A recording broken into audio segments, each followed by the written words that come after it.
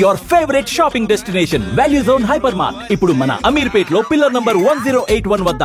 అగ్ని పరీక్ష ఒక కంటెస్టెంట్స్ కామనర్స్ ని బిగ్ బాస్ కి కూడా తీసుకుంటున్నారు అని తెలిసేటప్పుడు లైక్ మీకు ఎందుకు అప్లై చేయాలనిపించింది? ఫస్ట్ ఆఫ్ ఆల్ ఆ టైంలో మా ఫాదర్కి సర్చ్ అయింది. అంటే బిఫోర్ నేను అప్పటికే 25 డేస్ నుంచి మా ఫాదర్ దగ్గర ఉంటున్నా. అండ్ కెరియర్లో ఇంకా సెటిల్ అవ్వాల ట్రై చేస్తున్నా యాక్టర్గా, వెబ్ సిరీస్లు కానీ ఇవన్నీ చిన్న చిన్నగా. సో అదే టైంలో లైక్ ఈ కామనర్స్ కానీ అప్లై చేయమని వస్తే అండ్ మా అన్నయ్య కూడా పుష్ చేశాడు, బెటర్ ఆపర్చునిటీ. అండ్ మా ఫాదర్ కూడా సర్జరీ సక్సెస్ అయ్యి రికవర్ అవుతున్నారు.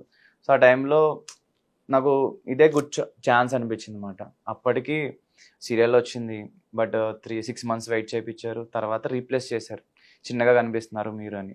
సో అలాగా ప్రాజెక్ట్స్ గురించి వెయిట్ చేయడం తప్పితే అవ్వలేదు అన్నమాట షూటింగ్స్ అవి. అలా చాలా ప్రాజెక్ట్స్ డిలే అవ్వడం. సో కెరియర్ గురించి వెయిట్ చేస్తున్నా, ఒక మంచి ప్రాజెక్ట్ పడితే బాగున్నాను.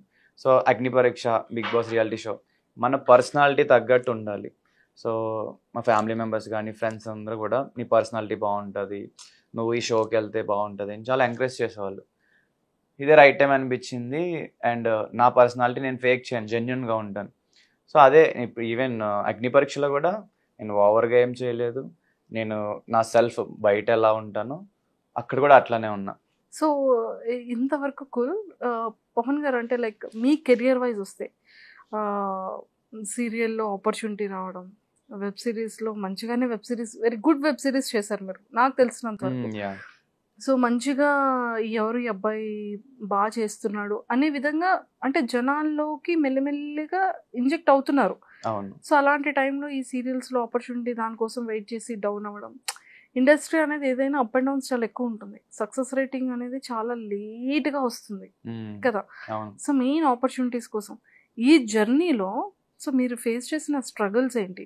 లైక్ ఇండస్ట్రీ నుంచి అవ్వచ్చు, పేరెంట్స్ నుంచి అవ్వచ్చు, అడుగుతారు అఫ్ కోర్స్ ఏం చేస్తుంటావు బాబు, మీరు ఏం చేస్తుంటారు, లేకపోతే ఎవరైనా జస్ట్ క్యాజువల్ ఫ్రెండ్ అయినా మీరేం చేస్తుంటారు అనేది ఫస్ట్ కామన్ థింగ్, అది ప్రతి ఒక్కళ్ళు కూడా. సో ఆ టైంలో అంటే రియాక్షన్ ఎలా ఉండేది?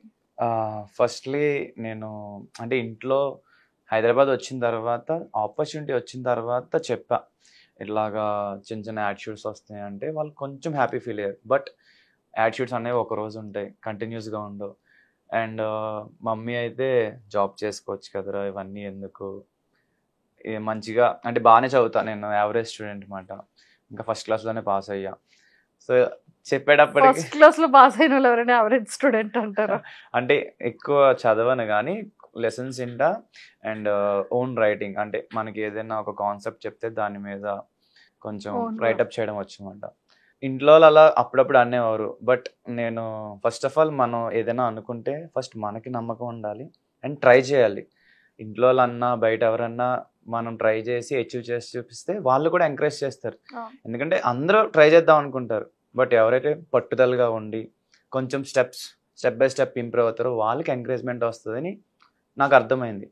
సో ఫస్ట్ అలా ఆపర్చునిటీస్ వచ్చేటప్పటికి మా అన్నయ్య బాగా పుష్ చేశాడు, ఈవెన్ మా రిలేటివ్స్ కూడా కొంచెం పుష్ చేశారు. సో అదే టైంలో షార్ట్ ఫిలిమ్స్ చేశాను, ఇన్ఫినిటీమ్లో వచ్చింది.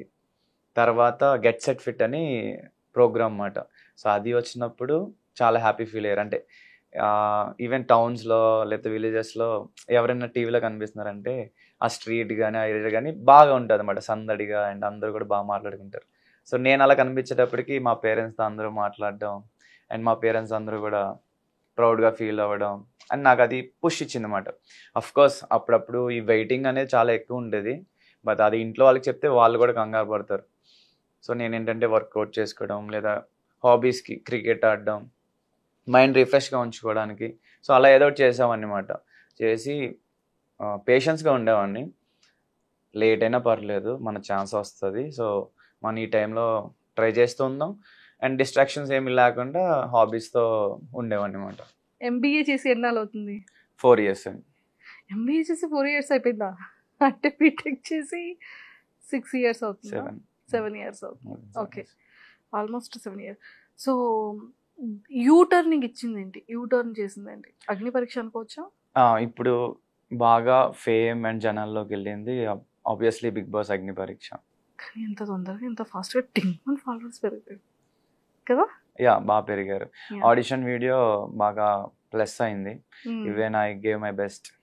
అసలు మీది నేను చూసాను, అంటే ఓకే ఫిజికల్గా మంచిగా చేస్తారు, బాడీ అంటే బాయ్స్కి అదొక హ్యాబిట్ కదా, మార్నింగ్ లేవగానే ఈవినింగ్ సైట్ కొట్టడం ఎంత కామన్, అలా మార్నింగ్ లేచి జిమ్కి వెళ్ళడం కూడా అంతే కామన్ బేసిక్గా.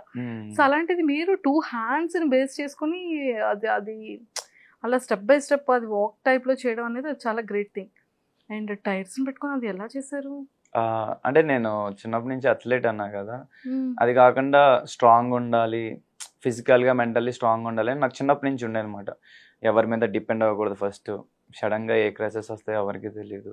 సో మన బాడీయే మన అసెట్ అనుకొని, సో జిమ్కి తక్కువే, నేను గ్రౌండ్ కానీ లేకపోతే హోమ్ వర్కౌట్స్ ఎక్కువ చేసేవాడిని.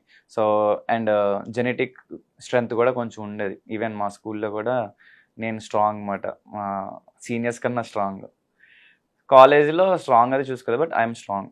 సో అట్లా యాడెడ్ బెనిఫిట్ మాట. ఈవెన్ టైర్స్ వేసుకున్నా, ఈవెన్ నేను మనిషితో పుల్అప్ చేసి ట్రై చేసా, వచ్చింది బిఫోర్ అథ్లెట్గా ఉన్నప్పుడు. 60 kgs. ఒకసారి నన్ను కూడా కూర్చోబెట్టుకొని మీరు 2 టైర్స్ వేసుకొని చేశారు. 2 టైర్స్ మహా అయితే ఎంత ఉండే, 30 kgs 20 kgs ఉంటాయి. మీరు దానికి డబల్ త్రిబుల్ ఉంటారనే కదా అంటున్నారు మరి. లేదు. ఓకే, సో నేను కూడా అలాంటి టాస్క్లు ఇవ్వనులేండి. సూపర్. సో ఇదంతా పక్కకి పెడితే బాగా మీది వైరల్ అయింది ఏంటి అంటే షర్ట్ ఇప్పి ఫిజిక్ని చూపించే వీడియోస్ కొన్ని బాగా వైరల్ అయ్యాయి ఇన్స్టాగ్రామ్లో. దానికన్నా అవి ఇంకా ఉన్నాయి, లైక్ పబ్లిక్ ఛాలెంజెస్. ఓకే, మీ ముగ్గురు డాన్స్ వీడియోస్ ఓకే, మీ సోలో వీడియోస్లో ఎక్కువగా అమ్మాయిలు వాటిని మీమ్స్ పేజెస్లోకి తీసుకెళ్ళి నేను చూడలేదు. దొంగ నేను ఇది తెలుసు, లైక్ ఛాలెంజ్ ఇచ్చినప్పుడు ఒక అమ్మాయి పుషప్స్ చేసింది, ఆ వీడియో 60 million యూట్యూబ్ లో వెళ్ళింది. ట్రూ. సో అంటే ఛాలెంజెస్ ఓకే, మీ సోలోగా చేసిన కొన్ని వీడియోస్ కి మీమ్ పేజెస్ కి కంటెంట్ కూడా వెళ్ళింది. నేను చూడలేదు. అంటే చాలా ఎవరబ్బా మహేష్ బాబులా ఉన్నాడు కదా అమ్మాయిలు పెట్టడం అండ్ ఇలాంటివి ఎక్కువగా ఫీమేల్ ఫాలోయింగ్ చాలా ఎక్కువ ఉంది. పర్లేదు మీ ఇన్స్టా పర్లేదు కాదు, ఫాలోవర్స్ లో బాయ్ దానికన్నా ఎక్కువగా ఫీమేల్ ఫాలోయింగ్ ఉంది. ఏమని డిఎమ్స్ చేస్తుంటారు?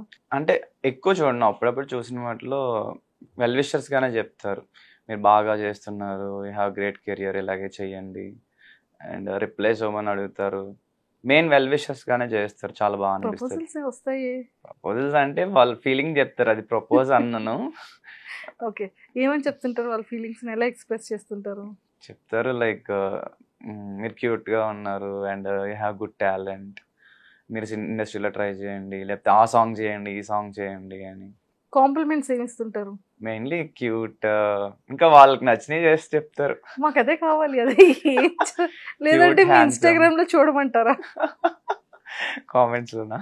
కామెంట్స్ లో, లేదంటే ఎదురుగా ఫోన్ ఉంటే ఫోన్ ఇస్తే మేమే చూసుకుంటాం డిఎం లో. బట్ యా గుడ్ వేలోనే వస్తాయి మోస్ట్లీ, మంచిగానే ఉంది. సో ముగ్గురులో నాకు ఈ షర్ట్ కావాలి, ఆ షర్ట్, ఈ షర్ట్లని మనుషుల్ని పంచుకోవడం ఏంటి? నేను ఫస్ట్ టైం చూసాను ఇన్స్టాగ్రామ్ లో. అది మేము అన్ఎక్స్పెక్టెడ్ గానే చేసాం, అంటే కలర్ కాంబినేషన్ మేము అనుకోనేమి ఈ కలర్ వేసుకుందాం అనుకోలే.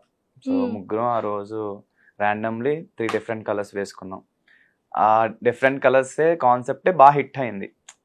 ఈ కలర్ వాళ్ళందరూ కోరుకున్నప్పటికీ ఏ కలర్కి ఎక్కువ వచ్చాయి ఓట్స్ అది తెలియదు, ఒక్కొక్క వీడియోకి ఒక్కొక్కరికి వచ్చేది. సో ఒకసారి జగదీష్, ఒకసారి గిరీష్, మేబీ నాకు ఒకసారి వచ్చి ఉండొచ్చు. ముగ్గురు కాంపిటీటర్స్ అయిపోతున్నారు అయితే. యా అంతేగా.